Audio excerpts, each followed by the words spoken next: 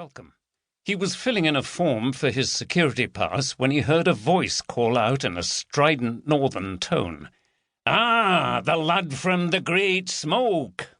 Carter turned to see a figure walking purposefully towards him down the corridor. It was a man wearing what looked to Carter like a battered old anorak and heavy boots. He stopped and looked the new boy up and down with grey eyes that were both warm and penetrating. "Come on then, no time to lose. Do your form filling later. And we're going over rough ground. I'm afraid that smart suit could get crumpled." With that, he walked off towards the door, calling back, "As for those shoes—" He laughed as he disappeared out of the building. Carter gave the receptionist a bemused look. She laughed too. "You'd better follow him. That's Chief Inspector Oldroyd. Here, take this." She handed him a temporary pass. "Just fill in your name." Carter's eyes widened. Detective Chief Inspector Oldroyd was his new boss.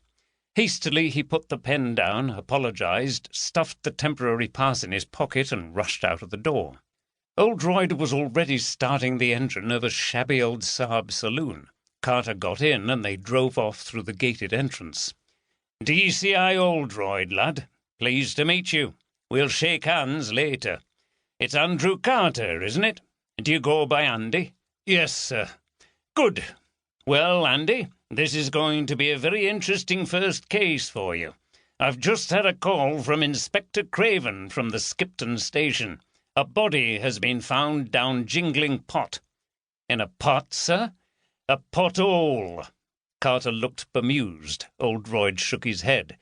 "Come on, lad, frame this'n." "I beg your pardon, sir?" "Tha's come to county at Broad Acres, so don the thinking cap and get this'n hackled." Carter had a strange feeling of dislocation. Was his hearing scrambled, or was his new boss a lunatic? He opened his mouth to reply when Oldroyd burst out laughing. "Sorry, it's my little joke. Just a bit of Yorkshire dialect. They call me Yorkshire Oldroyd round here, but don't worry. People don't speak like that much anymore. More's the pity." Carter was still confused. "Right, sir, but, what were you saying?" "Just teasing. The important thing is that the body was discovered in a pothole. That's an underground cave system.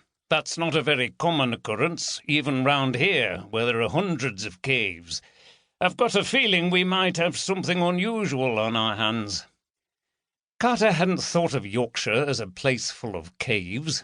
He looked out of the window onto the landscape. After a while, the picturesque countryside around Harrogate, which reminded him of some parts of Surrey or Kent, started to change into something much more unusual. The hedgerows were replaced by rough stone walls that crisscrossed intensely green fields full of cows and sheep. Dotted in the fields were squat rectangular stone buildings. Oldroyd slowed as the road narrowed between walls at either side. Carter saw a sign with the words Yorkshire Dales National Park and a sheep's head. "This is Wharfdale, Andy, and we're now in the Dales National Park. Oops, better slow down." A flock of sheep filled the road ahead. A farmer sauntered along behind them, and two black and white sheepdogs darted backwards and forwards on either side of the flock.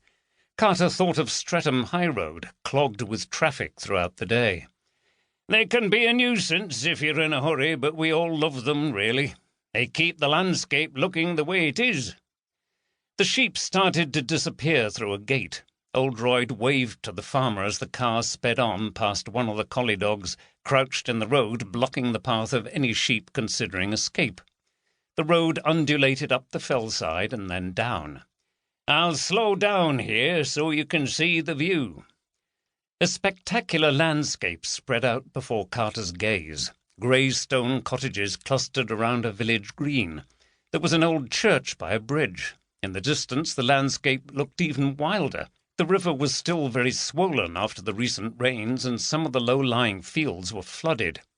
"That's Burnthwaite and Upper Wharfdale in the distance." "Not that bad, sir." Oldroyd laughed.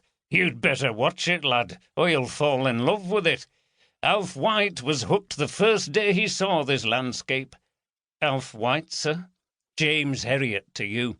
He lived way over those fells in the town of Thirsk. He wrote